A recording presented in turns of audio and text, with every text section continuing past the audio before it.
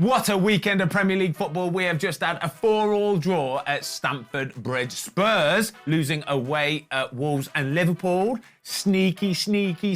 And there's only 3-point difference between the top 5 teams. And before we get into it, we've just got a quick surprise. You ready for this? Ooh. Do you want to go a bit slower? Yeah.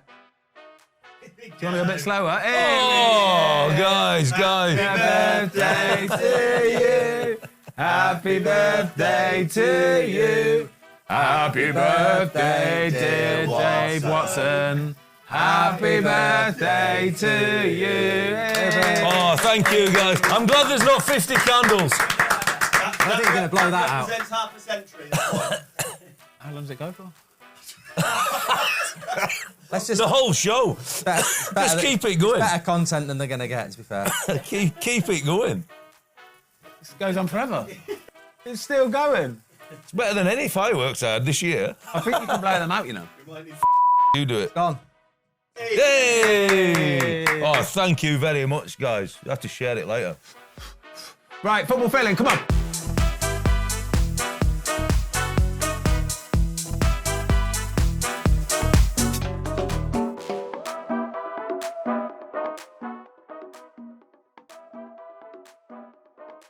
Right, what a weekend we've just had, Mark. And it all finished yesterday with Man City, Chelsea. This was a proper game of football, wasn't it? It was, because I think we've spent so much recently talking about VAR, and it started with VAR, and I was like, another big game's going to get ruined by it. And then what we love about this league and football took over. It was just a brilliant football game. 4-4. Stoppage time goal. Poch running on the pitch at the end going mad. Couldn't figure out what it was. I think he thought there should have been another 4 minutes, and I think there should have been. It was just brilliant. And yeah, look, there was the VAR stuff I'm not really fussed. Like, it was a brilliant game. Chelsea went toe-to-toe with Man City. I was really impressed with the way they played. I still think they need a striker, but they were good. I think if I was a Chelsea fan, I'd be looking at it now and going, Poch's system's starting to work. They don't play in Europe.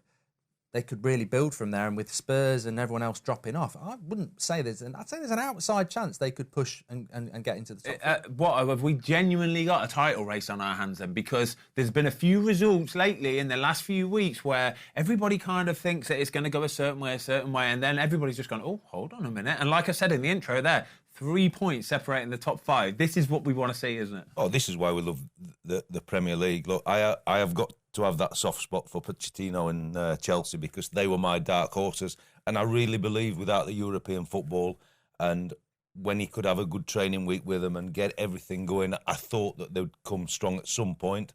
And they are a really good team, but that were proper football yesterday. 4-4, that's what we all sign up for. You know, you don't want the 0-0 draws. Yeah. It were proper exciting football. But going back to the original question, the title now, there's some proper teams in that top 10. Yeah. And I do think that we've got the best footballers, we've got the best coaches, and the games are just relentless in terms of the quality that's within them. And I think there will be some turns, little deviations this year, because that quality in that top 10 is going to be, for sure, teams can beat everybody. Yeah, I totally agree. I think I want to talk about Cole Palmer. Okay, what is he? 21 years old, Jay? 21 years old. He's taken 2 penalties in the last couple of weeks. Yeah, big, massive pressure penalties where he's basically taken the ball off Raheem Sterling. Yeah.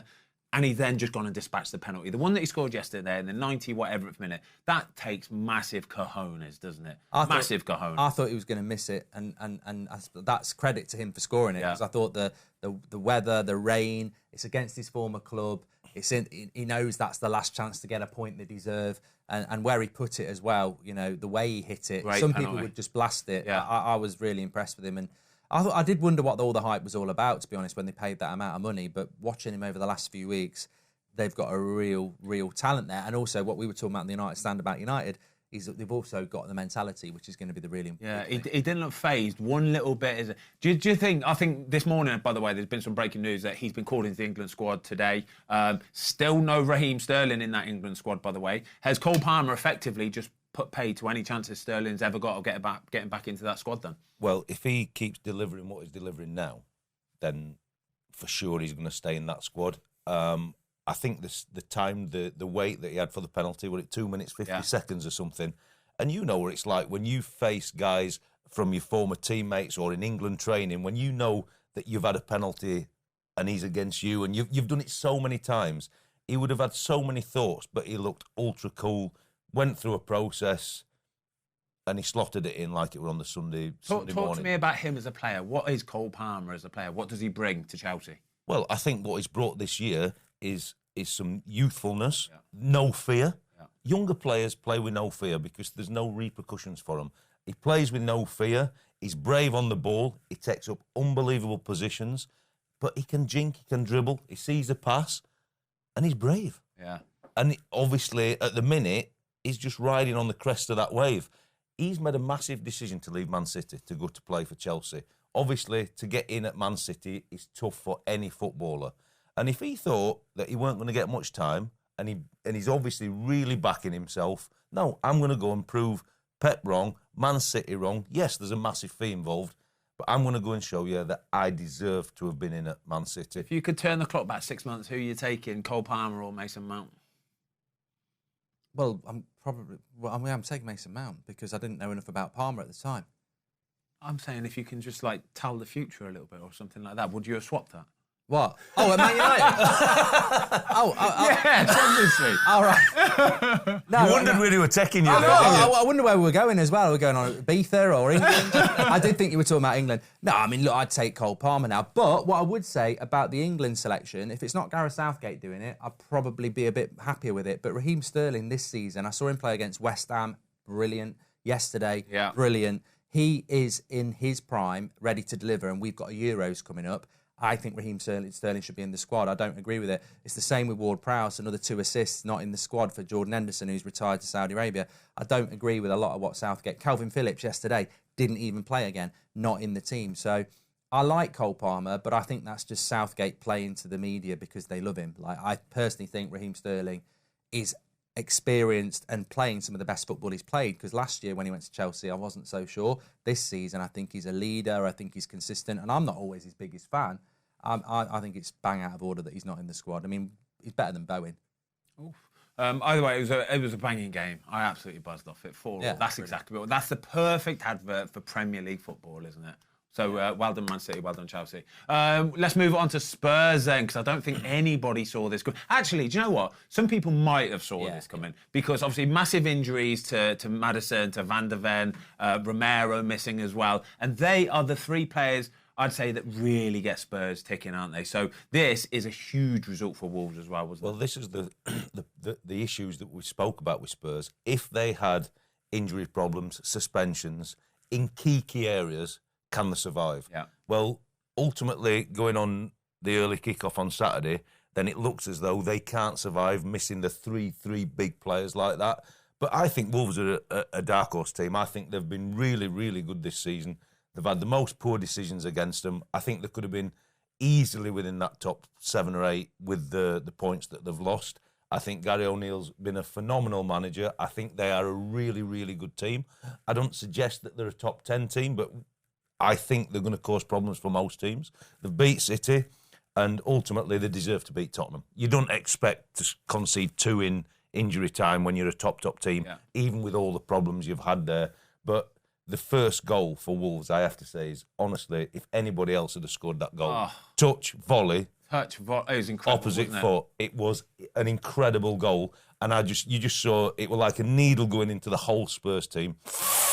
The wind just went out the sails, and to be honest, I've worked with Lamina. He was a real top player at Southampton, and I thought he would have gone on to bigger and better things, and that's not been disrespectful to Wolves. He's come back to the Premier League. I think he's a phenomenal footballer, and you just saw at that minute, it's a quick free kick, play it wide, runs off the back of Hojlund, and then we talk about the defending.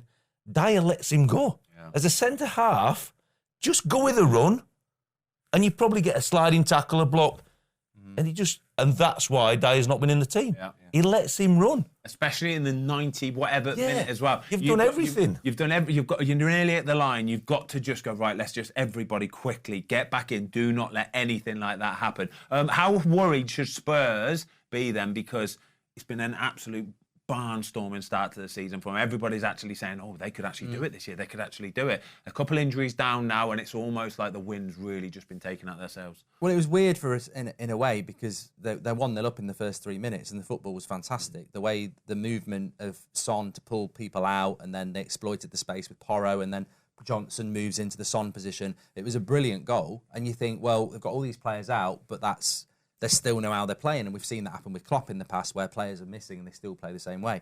And after that, they did nothing. Absolutely nothing. And I don't know whether they thought that was going to be enough against Wolves because they don't score goals, because in the second half, Wolves absolutely dominated them.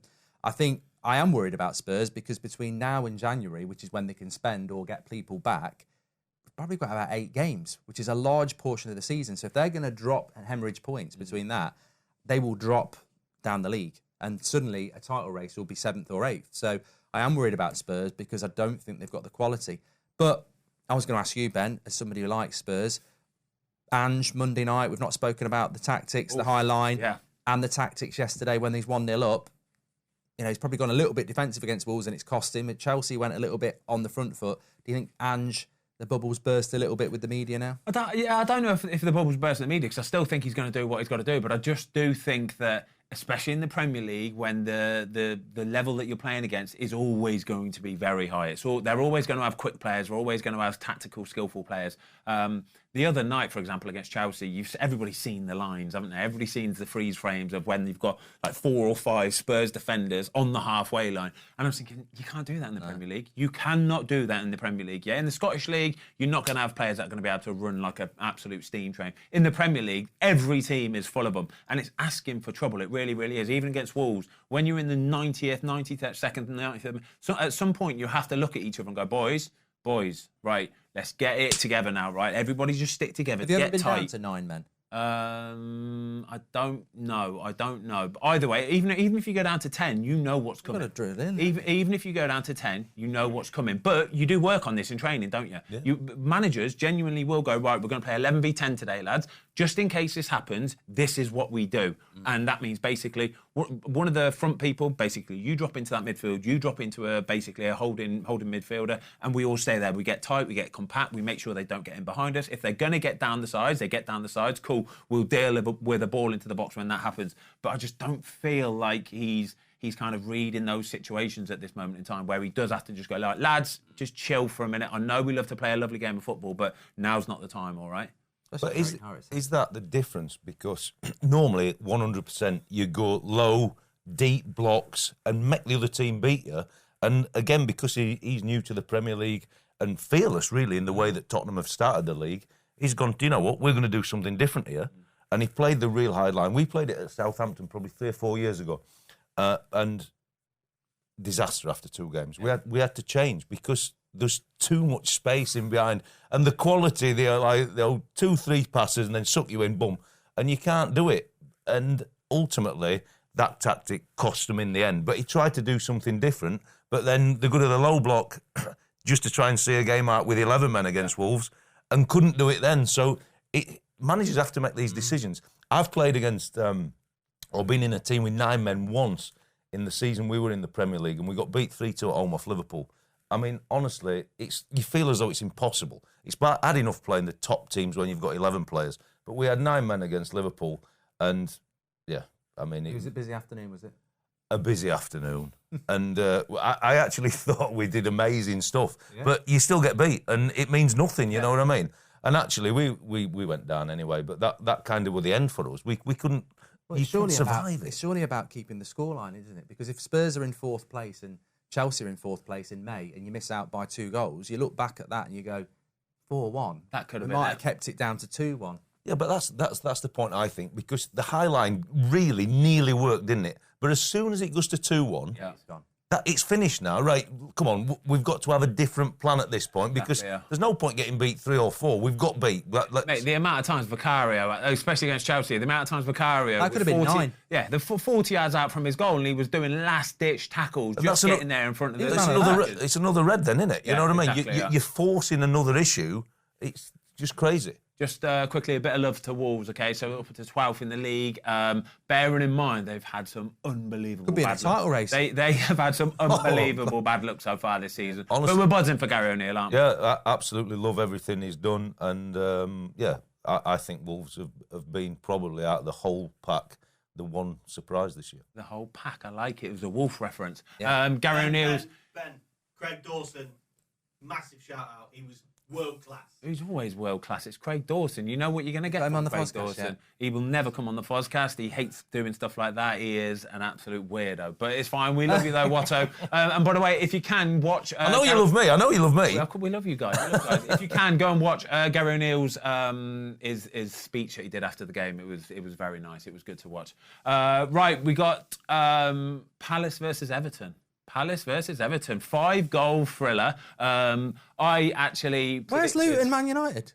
Last on, mate. Last on, It was a mate. boring 1-0 win. It was quite literally a boring 1-0 win. Even you said it was. 5-goal thriller at Selhurst Park. Everton, I think I predicted this one would win this 3-2. I didn't predict this one at all. He said easy home win. How well has Sean Dyche done, by the way? Because from early season form to where they are now, he has turned it right around, hasn't he? Yeah, and Palace are a good side. They are a good side, and especially at home. So I don't know whether Everton have found this form. Maybe it's another indicator of sometimes giving a manager time, because he scraped survival. They started the season off badly. Everton fans are really concerned, and then over the last few games, they're probably the form team in the Premier League at the moment. And I think a lot of that's got to do with having a striker like Calvert-Lewin in the team, back fit.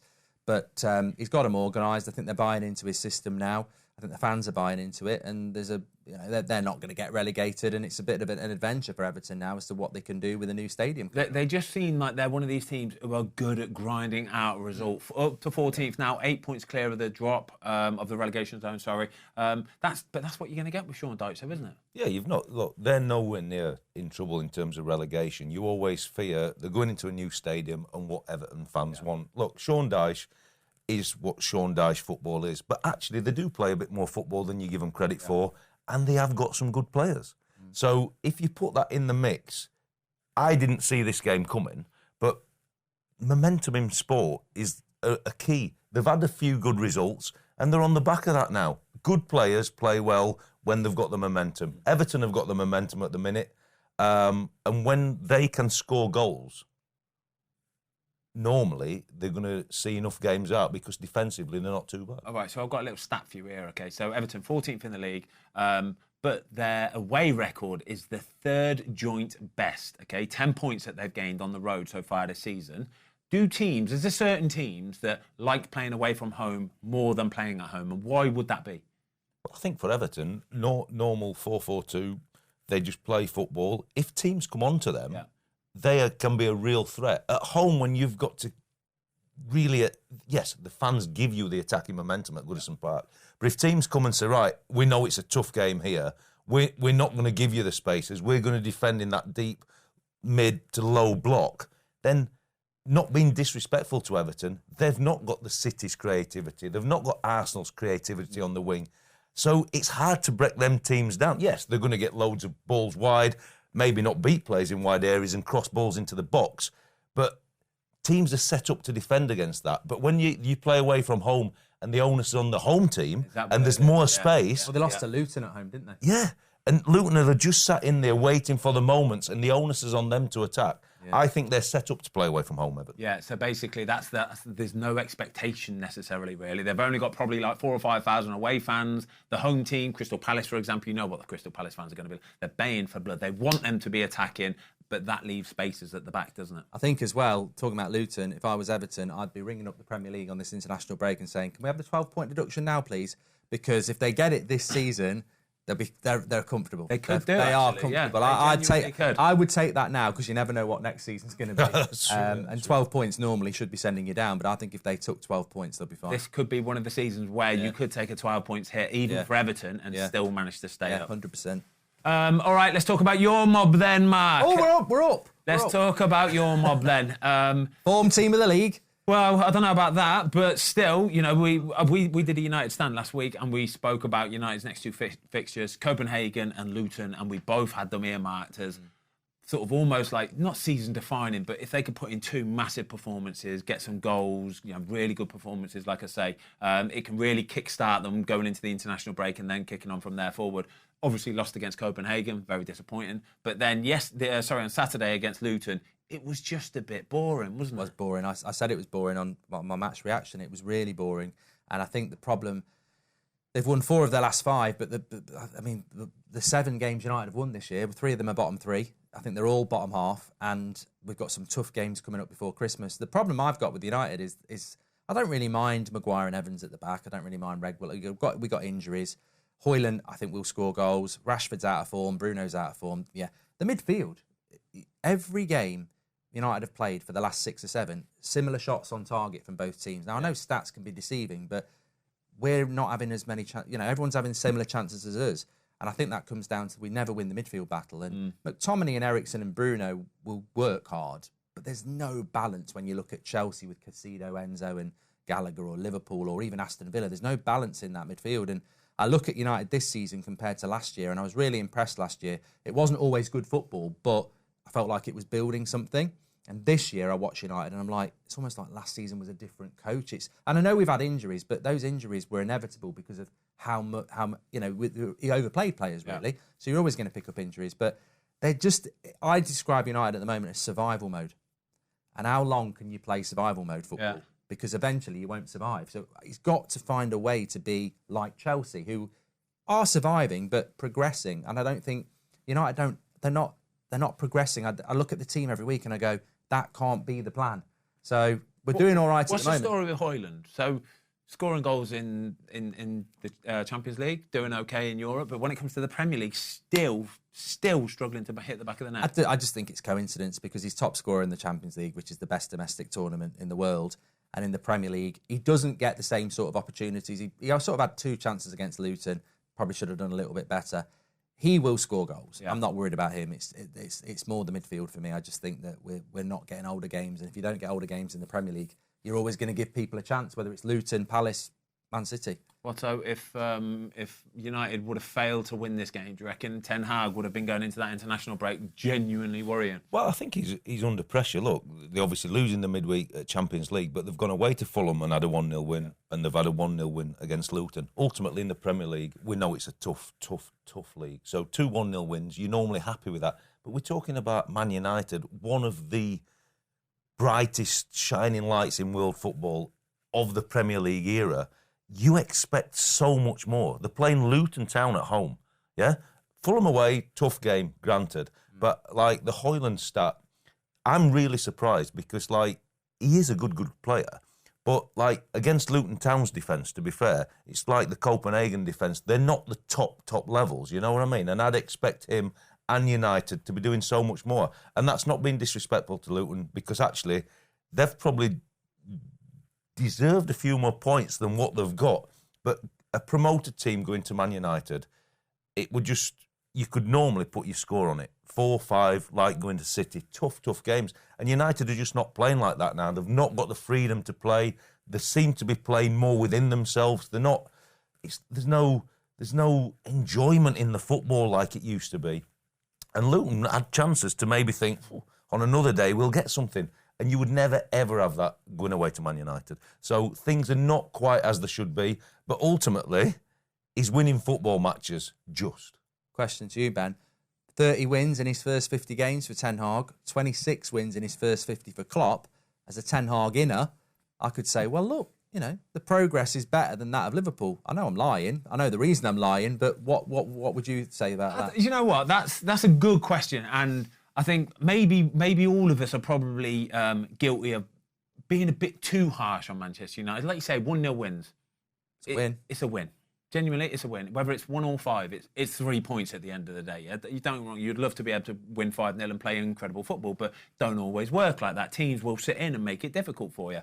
30 wins from the first 50 games isn't bad, you know. That's incredible, yeah. It is not. He can win. It is not bad, genuinely. The only thing I will say is, obviously, if you're comparing it to that Jurgen Klopp stat, is that Jurgen Klopp didn't have a bunch of 70 or 80 million recently bought players playing for him at the same time. And I think that's the reason why Erik Ten Hag is being judged so harshly. If you look at the amount of money that Man United have spent on certain players that are flopping, as opposed to some of the players that Klopp bought and have done really well, have thrived, then I think that's probably why. I think that's the reason why people judge it so harshly. But stats speak for themselves. 30 wins in the first 50 games. I'm with you, mate. I think that's a really good record. I think as well with Klopp, I mean, I don't remember, but I would imagine in that 50 games there was more of a vision of what he was trying to build. Exactly, yeah. And I think with Ten Hag, that is something that, yeah, even as a United fan, we see glimpses of it, but we don't.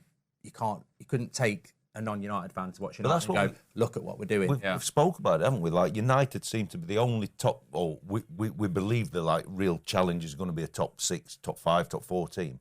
But they're the only ones out of that group we talk about that we don't really know their identity. You know what I mean? And that's where we have the question marks, because the rest of them look like they're really on form, on page, they know what they're doing. United are kind of stuck between so many... Especially as Ten Hag was brought in with just an identity. That's it. We all know what he's going to do. He's come from Ajax. He plays this level of expansive football. That's what Man United are going to do nowadays, and he's miles off it still. Right, let's move it on. Arsenal, Burnley. Obviously, we've seen the goals of this one, but I was watching Soccer Saturday and 0-0 all the way up to half-time. Trossard scores his goal and Paul Merson's sitting there and he goes, Trossard scored, now that's 1-0 half-time, that's it, the floodgate will open now. And I'm thinking, steady on, Mers, chill on, mate. And then obviously Burnley go and equalise, but Arsenal saw it through. It's a good result in the end, but it's nothing that we didn't really expect. Yeah, no, look, Burnley have found it really difficult, haven't they? The only surprise in this game really was that Arsenal conceded a goal. Yeah. I expected a home win for sure. Burnley are having a real tough time. I think anybody would accept Arsenal away, tough fixture. But they've got to do so much better in normal conditions. But ultimately, they get back in the game, it's one apiece, and then they concede 2 set plays. Yeah. And you've played in goal, I've played in goal, and I've coached a lot of teams. And played in goal. Burnley have the setup on the corner, but because it's the zonal bit, and they have the run, like you're in goal, we're looking at the corner taker, and it's the same for the zonal guys, and they all pop inside you, and it's good action. But the goalie never sees him come on the inside, boom, header. Yeah. And it's so hard to defend because you expect the run coming the other side of you. And you're just not scanning and seeing it. And that's where, against the zonal defence, they can get the headers. But they'd be disappointed to concede 2 goals from set plays. Are you saying you're not a fan of zonal marking then? On no, I prefer zonal marking now with a VAR because I think you're going to get penalties against you. But you've got to be in a better position. You've got to be opened up to see where the guys are that you're not marking, because you can't mark everybody when you're zonal, and you've got to know then where the threat's going to come from when they take up different positions. And it was like, oh, these have just done something that we're not quite sure of here, boom, and it's a goal. See, I've always hated zonal, but that's quite a good point then. So if you don't go zonal, you go man-to-man. With VAR, you're grabbing each other, so there's more chance. That's why I changed in my latter years, because I thought that you were going to get more penalties given against you. This is Tony Pulis. Tony Pulis, we would just do man-to-man marking, and what he would say is, he'd say, lads, if it's your player that scores, then you're getting fined. Yeah. All right? Don't lose your man. Don't get beaten. Don't let him score. Otherwise, you're going to get fined. But in them days, you could get a bit tight. You could give them a bit of a rugby tackle and that. Now, I think you're at the risk of it. And you can have like what you'd call 2 or 3 markers, but they're like blockers, really. They're not going to grab you. They're just going to stop your run. And your guys then in the zone, you'll have your positions where you really go and see and attack that football. Well, Burnley, bottom of the league now, 12 games, goal difference of -21. They're on 4 points. Have a look at this for a little stat, right? Okay, so already this season, there's been 27 red cards in the Premier League, right? The whole of last year, there was 30. In the whole of the Premier League season last year, there were 30 red cards. There's already been 27. Is all of that down to VAR? Yeah. Simple as that, it is. Yeah, I think this season, I mean, it's a shame to talk about it again, but we're seeing it week in, week out. They are over-refereeing the games. Yeah. They're looking for stuff. I don't know. This has to come from the top. It's got to be coming from Howard Webb, because if last season we only had 30 and now we've got 27 and we had VAR last year, but I've noticed it a lot this year, and I think fans are frustrated with it. It's the stoppages. It's the time.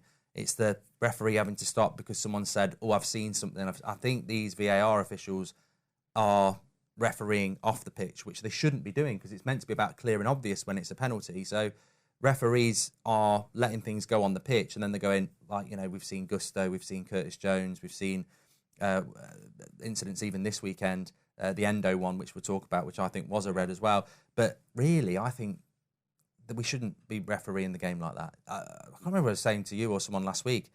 If you miss a red card on the pitch, it doesn't matter.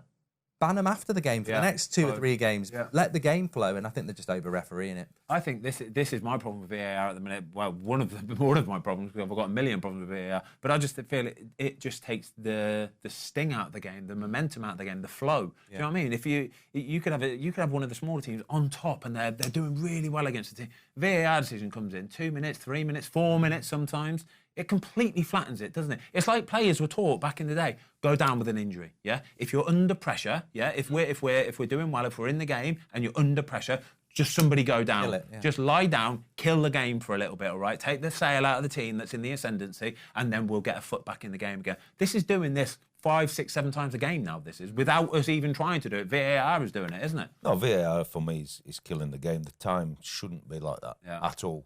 For what I believe are real simple decisions. And I don't know if the red cards are more because the ref goes to the monitor, and if the ref just has the still image, he's always going to produce the red card. But if you actually just let it play in natural time and let him see it again, it is different. But the still images just kill it, because I don't care if you've never played football in your life. When you see the still image, you're just always going to give because it looks dangerous and it looks nasty. Right, let's talk about the Saturday night game, Bournemouth against Newcastle. By the way, Leonardo Trossard, that was the 1,000th goal at the Emirates in all competitions. Did you know that? I didn't know. That was just one of the stats on the screen. Right, anyway, let's talk about it then. Who gets excited about that? I think even Arsenal fans go, wow, 1,000 goals at the Emirates. I'm having a day off work. No, probably not. Bournemouth, Newcastle.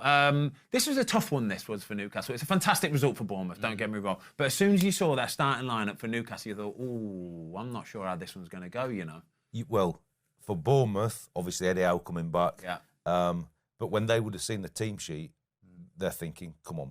And you've been there. You always fancy your chances against one of the bigger teams, and Newcastle for sure now are one of the bigger teams. When you've got a home game and they've had that Champions League game, without doubt, you always think you've got a chance.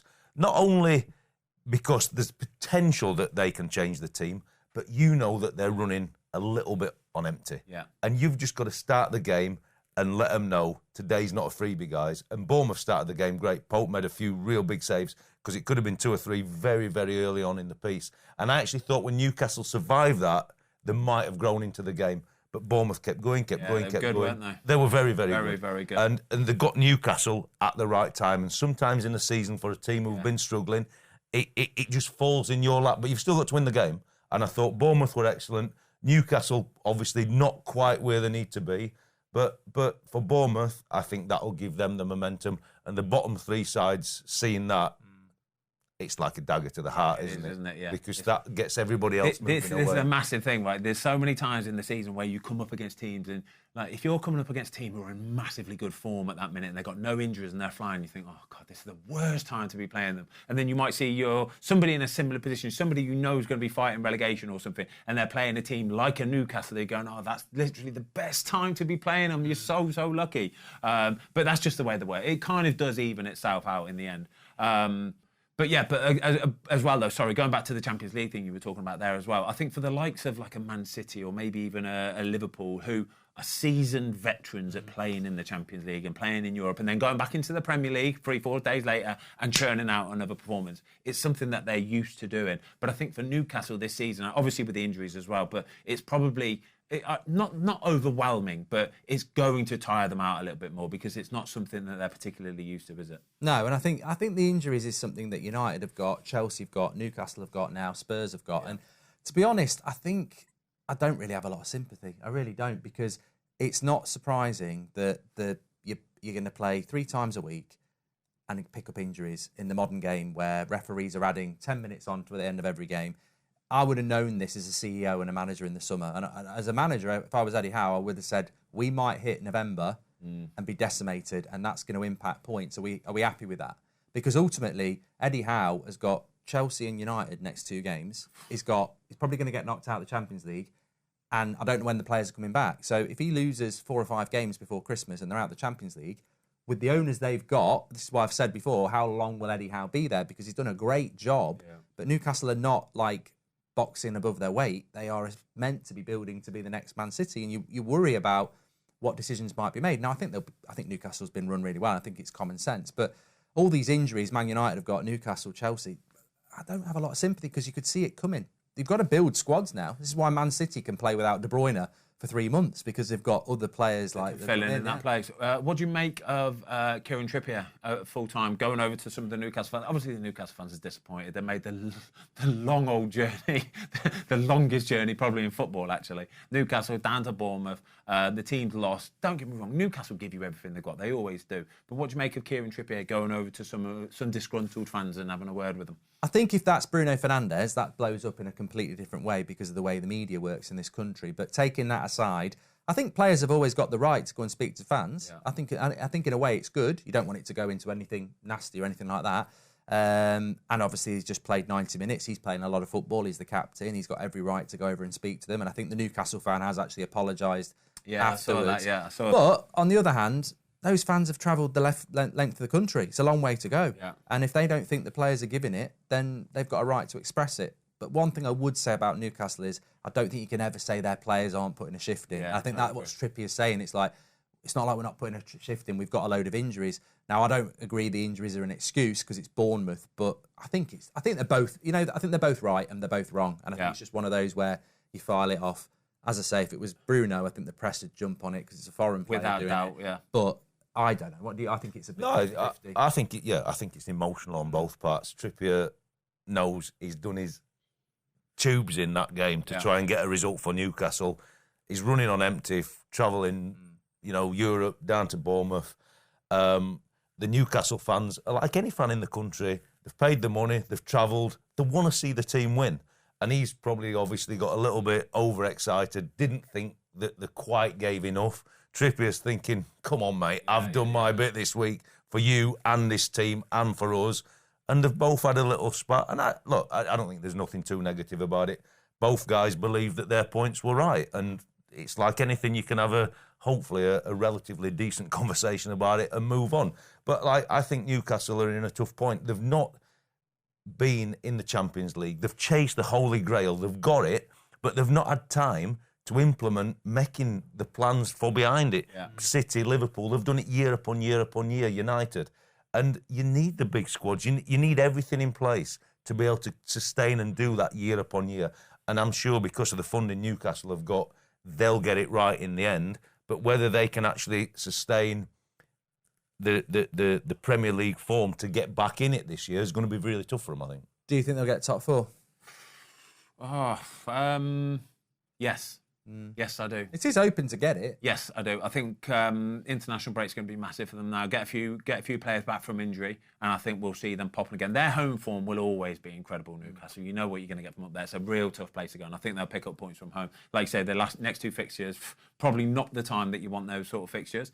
Just quickly going back to Kieran Trippier point, though, it's become a little bit of a phenomenon in football lately, though, hasn't it? Have you seen it in France a lot lately? Yeah. You get all these ultras and stuff, and them coming over and getting to be able to speak to the manager. Microphones, getting to speak to the manager and players personally. I just think it's a bit. I don't know. I'm not sure about it. I'm not sure what I make of it all. I think at the end of the game, emotions are running high from both parties. So in the end, if it keeps happening, then something negative will happen. Yeah. Because the emotions are too high from both parties in the argument. I don't mind it under normal circumstances, but when the emotions are so high for everybody, I think we probably have to knock it on the head. Quickly, give some love to Dominic Solanke.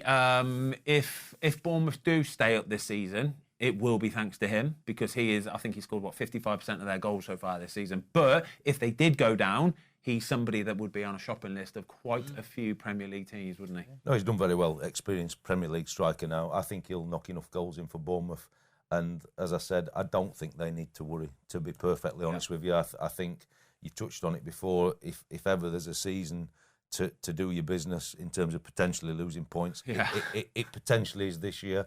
And I think Bournemouth are a good team. And yes, it fell in the lap, the Newcastle game. But I think they'll be well clear of trouble this year. Okay, Villa versus Fulham in a minute, but quickly, talking of strikers, who do we think is the best striker in the world right now? Like right now at this moment in time? Harry Kane.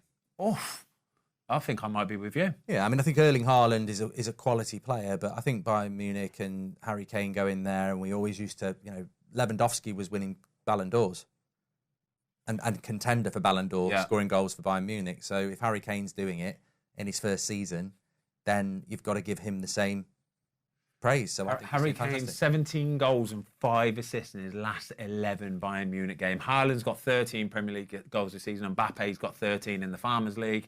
Are we unanimous on this one, Harry Kane, right now? I can't. I have to go with Haaland just because he's playing in the best league. Kane's been phenomenal in the Premier League. And I'm not being disrespectful to the Bundesliga. We talk about Mbappe and it's the Farmers League. And I'm not saying the Bundesliga is quite like that.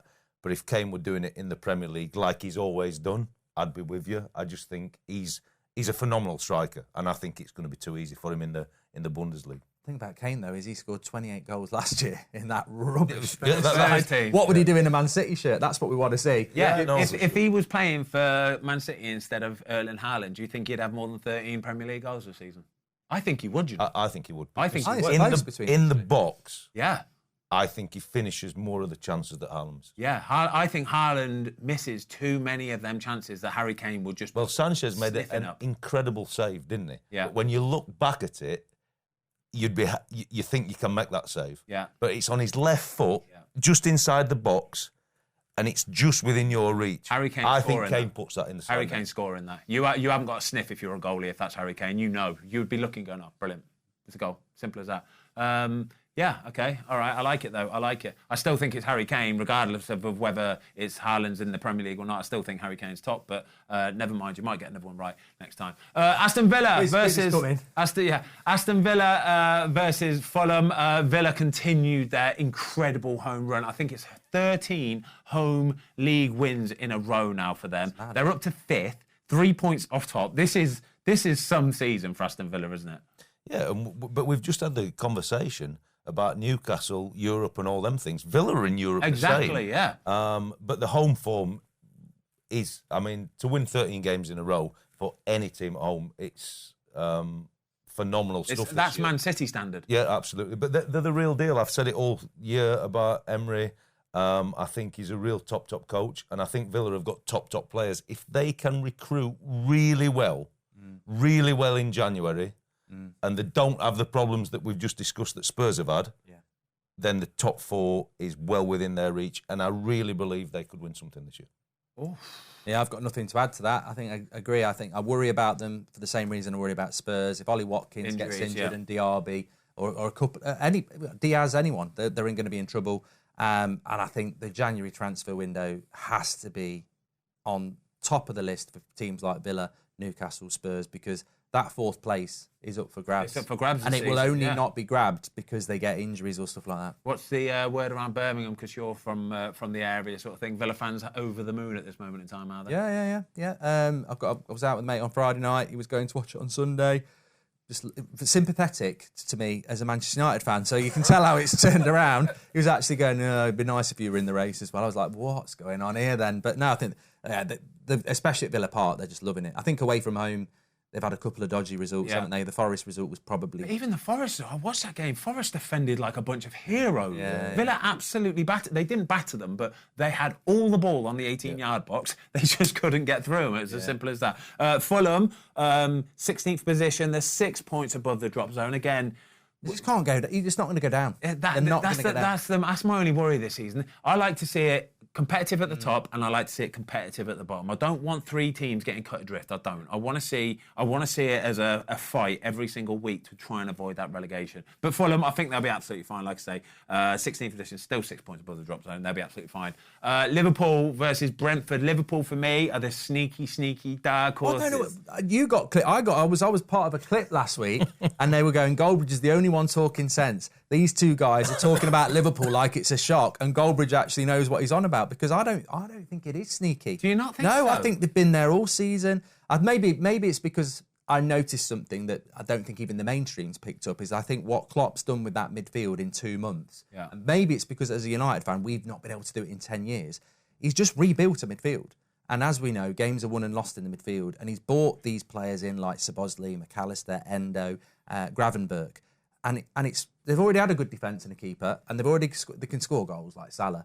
And then now they've got a midfield that's competitive. And that's got them from where they were last year to where they are now, because Fabinho, Henderson's gone.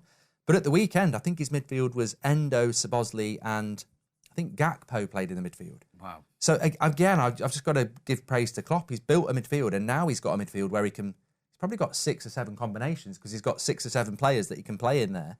And that's been the difference for them. I mean, they have gone about it very quietly, because the media have not really spoken about it either. But we've got Liverpool, Man City straight after the international break, and that's first against second. Yeah. So Liverpool are back, aren't they? Is that a genuine title sort of contender match then, that one? That's a big game. Post-international break. Both managers will be doing whatever they're doing this week, and they'll be just thinking, get through these 2 games, lads. No injuries. Yeah. Give us a chance for the game when we get back. But look, Liverpool are up there for sure. And I think, I agree 100%, the midfield's phenomenal. On the counter-attack, they've got pace, quality and whatever. But for me, looking at them, I still go back to Alisson, the goalie. He's the best one-on-one goalie in the league. He makes a save. And Bemo. Yeah.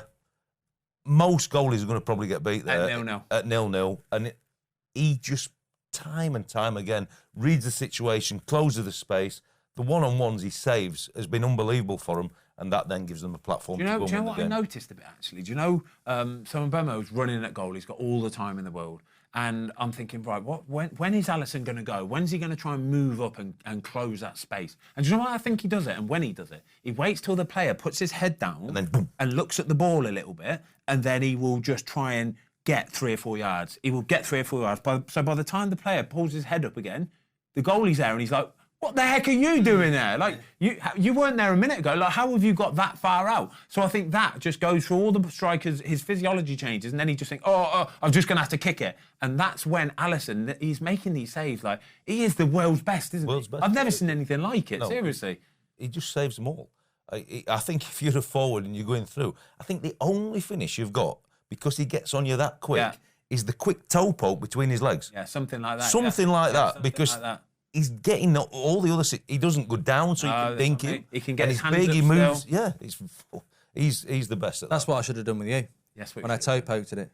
But you I went to your right. Yeah, but you haven't got that ability to be able to do that. That's the only difference. Toe poke? Been doing it since about 4. Yeah, but you've got to P-roll it through his legs. No. I'll tell you what, though, I didn't watch the game, but a lot of people were saying on social media that Van Dijk looks like he's getting back to the top form. I don't know whether he is or not, but apparently he had a good game. Did you? I don't know if you've ever seen that clip. We did a podcast of the top 10 Premier League defenders of all time, and I said that I think Virgil van Dijk, in his pomp, in his 2 years, remember this about like 2 or 3 years ago? Before the cruise. Yeah, I said that I think he might have been the best ever defender ever to have lived at that moment in time. Only at that moment in time. I'm not saying throughout his whole career or the longevity of everything, but I'm saying for an 18-month So that 2 period, years is the best 2 years anyone's ever had? Anyone's ever had. That's all I said, right? Everybody went crazy and jumped on it. All the Liverpool fans backed me, obviously, and said, yeah, he knows ball. But everybody else just went absolutely crazy. I just think it's hard. It's hard because I think it's a fair point, but it's hard. I don't like Terry, but I think John Terry was fantastic for a couple of years. Vidic was fantastic for a couple of years. I think Ferdinand gets a little bit overrated, really. It was really good, but I always preferred Vidic. That's why I'm not mentioning it. The only reason why I say that is because I think the pace of the Premier League now is faster than it's ever been. Yeah, every single player is so rapid, so technical. Well, Terry and Vidic weren't particularly quick, so I can sort of see where you're getting. But this is that. So that's the only way I was I'm listening. I was fortunate enough to work with him for a period of time at Southampton. He's got the lot, Virgil van Dijk. Yeah. And look, you've had bad injuries. I had a bad injury, never come back from it. But it takes time then to get back into it. But he has got everything. He's 6'4". He's quick. He's physical as well. He reads the game. He can play left and right foot. That's the difference in the modern game. He's a footballer as well. Yeah. I think I think it's a good point because he's probably the evolution of the Rio Ferdinand, the Vidic, the Terry, a bit of everything, the Cannavaro. It's a bit like what Saliba could be at Arsenal. Yeah. It's the modern centre-back, and he's the first modern centre-back, isn't he? Okay, West Ham versus Nottingham Forest. This was a big old win for West Ham because they were losing, and then eventually ended up winning. David Moyes would have been under massive pressure if they would have gone and lost this game. James Ward-Prowse with another 2 assists. Disgusting. You've worked with the guy, you love him. I've got him in my fantasy Premier League team, but you work with the guy you say is an absolute legend. What a player. Why is he not getting in the England team, mate? I've got no answer for that. I think if we're picking midfield players for England at the minute, we've spoke about it. Henderson playing in Saudi Arabia. If Gareth needs to keep one of them in there to keep morale or whatever, Henderson's probably a man because he's been there, done it, and he's got the experience and he's played for England a long time.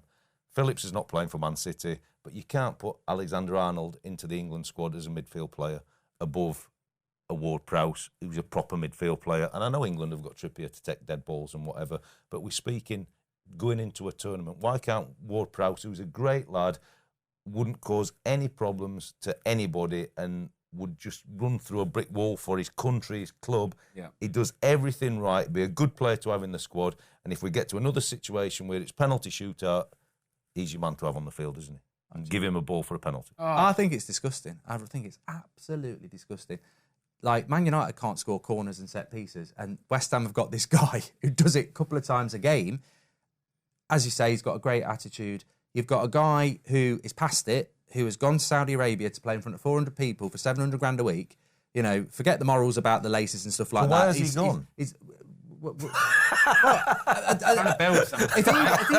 Southgate wants Henderson there because he's good around the changing room, he's only playing in Saudi Arabia. I'm sure he can put a tracksuit on and be in the changing room anyway. I discussed it. Calvin Phillips has played 89 minutes out of 12 Premier League games. Yeah. And I just think, I don't want to come across as ranty or anything like that because I think sometimes that diminishes your point. But if I was on the FA, I'd be pulling him into a room and I'm saying, Gareth, look, I know you're leaving at the end of next year, allegedly, but what message are we sending to kids? What message are we sending to football fans when you've got this guy who's gone from Southampton to West Ham and is arguably the signing of the season, and we're picking Jordan Henderson and Calvin Phillips? We're not sending a good message here, are we? I honestly don't know how, as a goalie, I'm going to defend a James Ward-Prowse either free kick. I've let him so many free kicks by James Ward-Prowse, but he scored like 3 or 4 goals past me, honestly. He's taking the mick out of me. But it's not just his set pieces from the free kick, it's the corners. What is it about? It's the balls into the... They're impossible to defend. They are impossible to defend dippy or properly. the whipping because what West Ham will do is they will make sure that when they know that ball's about to come in, everybody will just come and attack. Everybody will just come and run. They know exactly where the ball's going to go, and he puts it there every single time. Yeah, he's relentless. He'll put it there relentlessly. It's incredible. So as a goalie, you can't really come for it because it's whipped and it's struck. And then as a defender, you know that if you don't get the first knock on, and even if you can get a knock on it, you're only going to be flicking it really. And then that causes trouble at the back post. So it's honestly, they are just the biggest nightmare ever to deal with. And West Ham have always had the physicality, haven't they? And Forest, like the big guys, and Bowen just free run. And that's again a little bit of the zonal system. You can't pick everybody up, and the ball's that good in that area. Yeah. They think they've covered all the boxes. Boom. Imagine what had happened if Maguire had gone to West Ham. Oh, wow. Because he's so good in the air. He would have scored a lot of goals, honestly. This was the 2 o'clock. That was the master plan from Moyes, Maguire and Ward-Prowse. Oh, imagine, yeah. This was the 2 o'clock kickoff, wasn't it, on Sky? And I was watching it and I'm just thinking, every single time, every ball is exactly where he wants it to go. Every single time. That is... But I believe, like, Forest played really well and obviously 2 goals away from home. But I guarantee that they've worked for a couple of days pre this game because that would have been the biggest threat. Without he's won them that game. Yeah. He's won them that game with 2 assists. Every single team that West Ham play against will just be working solidly on a Thursday and a Friday. Guaranteed. On them set plays. Just on set plays. Just against that ball into the box from James Ward-Prowse. It will be right then, lads. This is where we're going to set up. This is where we're going to stand. This is what that player does. He runs there, The ball is guaranteed to come here. Please just defend. Well, he's factually the best dead ball player in England, isn't he? Yeah. And he's not in the England squad. Nope. And you know, from the goalie's perspective, when you're in there, the quality he puts on, because normally the manager, the coach, come on, we need some help here. And even myself, like, we're doing the set plays against, right, I've quite worked, come on, we need you a bit today. Yeah. But when you come up against that quality and the ball's in the area where the zones can't quite get there. The man markers are having the most torrid time. You imagine trying to mark Souček and all these guys. But you feel as though when you're in goal, you know you've got to come and help. Yeah. But you're waiting for that moment because it's just, there's no height on it. And you can't really, and any contact, it's past you anyway. It's so scary. It's so scary. I think that's the hardest position to play in goal on a corner setup or the narrow wide free kick. Yeah. It's honestly, when the bodies come across you, the timing that you've got to make the moment... Split seconds. It's really, really difficult. Rank is what it is. We've got the quiz in a second. Brighton-Sheffield United final game of the Premier League weekend. Everybody had this one down as a Brighton absolute... Apart from Luke. Apart from Luke, who gave me a draw in win, lose or draw. Thank you very much, Luke. Saw this. Luke saw it coming. The sixth sense. Apparently, after Bruce Willis. Apparently, after Brighton have played in Europa in the week, then they always struggle at the weekend. This was a fantastic result for Sheffield United, wasn't it? Look, the game's there. I watched it back. Brighton dominated the whole thing. Yeah. Could have been out of sight, 3-4. Should have been. Red card, and it's a red card. Yeah. There's no denying it, and it's a get-out-of-jail card for Sheffield United. I think the score within a minute of the red card, and actually you would have thought for most teams that would have been your step to go and win the game, but Brighton was still good enough to withstand whatever. It's a get-out-of-jail point for Sheffield United, and they'll be absolutely delighted because on another day, it would have been 4 or 5 before the red card. How about that for a stat, by the way? 30% of Sheffield United's goals this season have come from own goals. But this is the problem. You know, we keep saying like the newly promoted teams are going to struggle, and why they're going to struggle. They can't score. Yeah. None of them can score. Yeah. Luton, Burnley, Sheffield United, they can't score. And if you can't score in the Premier League, you're buggered. Yeah. This is why the strikers get paid the big bucks, yeah? This is why, exactly why. So, yeah, fantastic result for Sheffield United. Brighton just stuttering. It hurts me a little bit because I like Brighton. I think he changes his team too. I think he changes his team. He changes the goalies. I just feel if they had a proper out-and-out striker who could put the ball in the back of the net, they would be flying. The thing is, for me, what I don't understand is, and yes, we're not behind the scenes, so the fitness guys will be saying, oh, he's done this, he's been on his feet, he's had this many minutes, he's had that many minutes, he needs to do this, he needs to do that. They're coming into a 2-week international break. You're Brighton, you're playing a promoted team at home. You've not won since September. Right, this is a game we must win. Yeah. Thanks for all this information. I'm going with the 11 players that I really want to put out there. I've got fresh legs on. Let's win the game, and then we'll put the troops on. Yes. And just stick with it, and just make sure you win the game. Don't overcomplicate it. It's not a hard game, football, you know. It's not a hard game. He's a great coach, and I liked what he said after the game that he doesn't like 80% of the referees because I think it's 99 for me. But yeah, which one do you like? Yeah, the Wolves Spurs one. At the start of the game, I was doing a watch on for it actually, and I was asking the chat. I said, "What's the name of this referee? I don't recognise him." They gave me the name. I forget what it is. And at the end of the game, I'll tell you, I wouldn't have known his name. But that's what you want, referee. Yeah. So I'll give him a shout out. He's my star of the week, the referee in the Wolves Spurs game, because I didn't know his name before it. Tim Robinson. Exactly. Tim Robinson. Who's Tim Robinson. Right, quiz time. Let's go.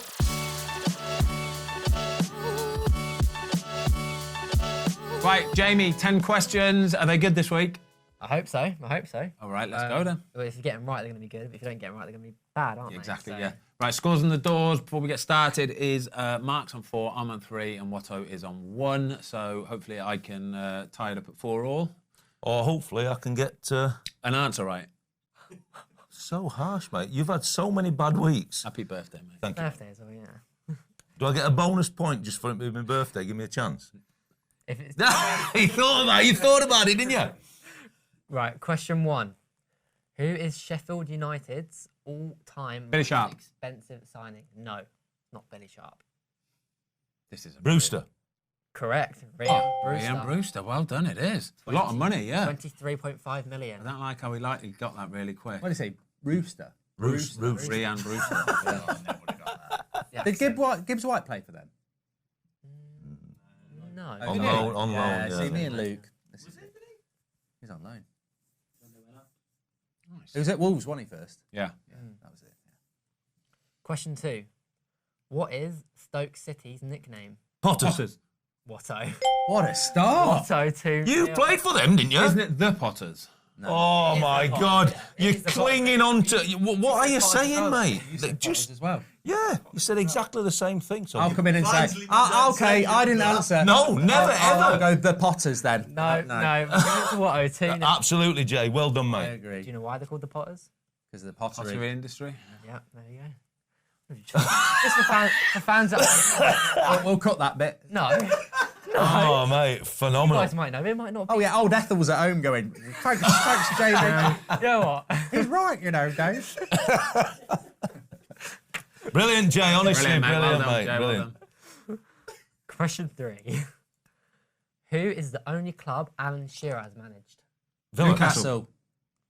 Did you say Villa? What? No, it's not. Newcastle. Newcastle. So it would have been Ben. It was definitely Ben. It was. Yeah.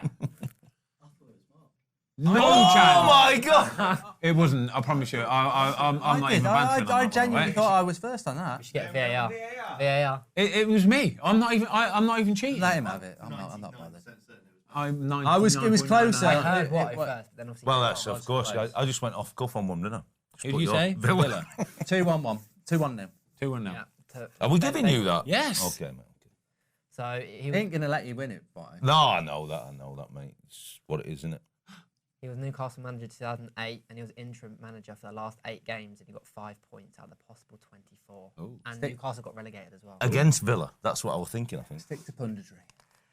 Yeah. That as well. Question 4. Which club did Chelsea sign Didier Drogba from? Leon. No. Auxerre. No. Marseille. Correct. Oh. Marseille in 2004. Good. Yeah. 2-2. Oh, very good signing. Nil. Very Oh, good what a signing. That's it today. Question 5. Who was the manager after Sir Alex Ferguson left David Manchester Moyes. United? David Moyes is the correct answer. You are miles off it today. Slow day for me. Don't know what's wrong. International break. He's on the beach. Yeah. Still loads of time to get back into it, Mark. Well, the rent is 5 questions. You get to 5 right. Right, I'm starting now. Question 6. Career path question. Oh, no, it's not career path. No, it's Oh, thank God for that. There have only been 2 Danish managers to manage in the Premier League. Can you name one? Martin Yole. No. Is he not Danish? No. Oh, he's Dutch. Oh, I know it. I know it. Thomas Frank. Yes. Thomas. Yes. Well done. What's the other one? Do you know the other one? Loudrop. Ericsson. Correct. Someone. Yeah, Loudrop. Watto 3, Ben 3, Well Mark. done, mate. It's good, that. I thought Frank was German. It's the badge, mate. It's the badge.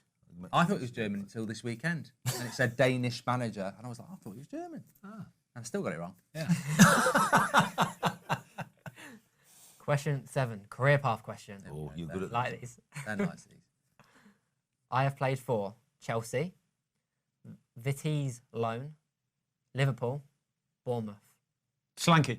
Solanke is the correct answer. Yes. 3-4-0. I'm just a. This is going to be your first donut. If I know, yeah. I'll let you get Wrong. all 3 of these I'm going right. down now. the doctor's I'll let office. you get all 3 of these right I've if you got want. early Shut up, onset you. or something. I think. Shut up. This is not good. Question 8. Which Dutch striker finished the top? Fumbled that question, haven't I? Which Dutch striker finished joint top goal scorer in the Premier League Van in Persie. 1998-99 season? No. Burkham. No. What? Jimmy Lloyd Floyd Hasselbank. Hasselbank. God. Yeah. He had 18 goals, and in that season, that was the lowest goal scored for the Golden Boot winner. 18, yeah, that's a really... Haaland's got that many already, hasn't he? Yeah, no, 13. Harry Kane has Kane's really. on 17, yeah. So no one got the answer. Oh, Question 9. Cristiano Ronaldo returned to Old Trafford in 2021 and scored 2 goals. Tottenham. Newcastle. What club? Newcastle. Newcastle. Bastard! Answer. bastard biggin. It was He's off. Newcastle. He's off. But Freddie Say Woodman it, in goal. say Freddie it. Woodman in goal. Say Freddie it. Woodman in goal, you're right. Donut. no donut for Mark. We don't do donuts. So it's I've got to get this for a tiebreak, haven't I? 3-1. Bastard. You need to get this, Watto. Take your time, remember. All right, mate. I hope you get this. I do. On your birthday. Well, let him get it then. He always I'll- rushes in when he needs an answer. I'll stay quiet. You won't. I know what you're like. won't be able to say He's so. going to dive in, and I'm just going to have a moment of time here. Go on, anyway, Jay. Time. How I'm going to do it. Who is the only Kenyan to ever play in the Premier League? Wanyama. Correct. Boom! Correct, Watto. Victor. That's a Southampton question. No, it's not. It's a Kenyan question, you muppet. That's cheating. That's a Southampton question. No, why is he cheating? Tie break. Did he play Tottenham as well? Yeah, I'm sure he played for Tottenham, didn't he? Yeah, you should know him. He was his coach at Southampton. That doesn't mean anything. Scored a great Does it? goal. You played for Man United, so you got David Moyes. You actually played for Stoke, and you didn't get the Potters, so don't worry about it. Wasn't Wanyama the guy who put the thing about the spaghetti? Yeah. Yeah, the tweet about spaghetti, yeah. I had spaghetti for dinner. It was nice or something. Tie break. We did a podcast on that, didn't we? Tweets. Yes, we did, yeah. So it's tie break, just me and Watto, yeah? Yes. 4 each. So, Mark, you Good luck, can't mate. answer, Good luck to you, mate, yeah. Question 11, tiebreaker question. Wayne Rooney was sent off in England 2006 World Cup quarter-finals versus Portugal. Wales. Yes! Yes! Come on! It's done, yeah. Only done it on my birthday, Benji! Come on!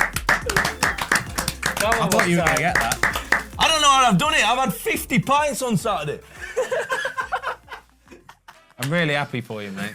I can see it in your eyes, mate. I can see it in your eyes. Oh, Watto. 4-3-2. mate. 4-3-2. Thank you. 4-3-2. Boom, good questions, Jay. They were good questions this week, Jay. I love them. See, everybody's a winner at the end of the day. And everybody's really... I'm buzzing for them, really. I am, honestly.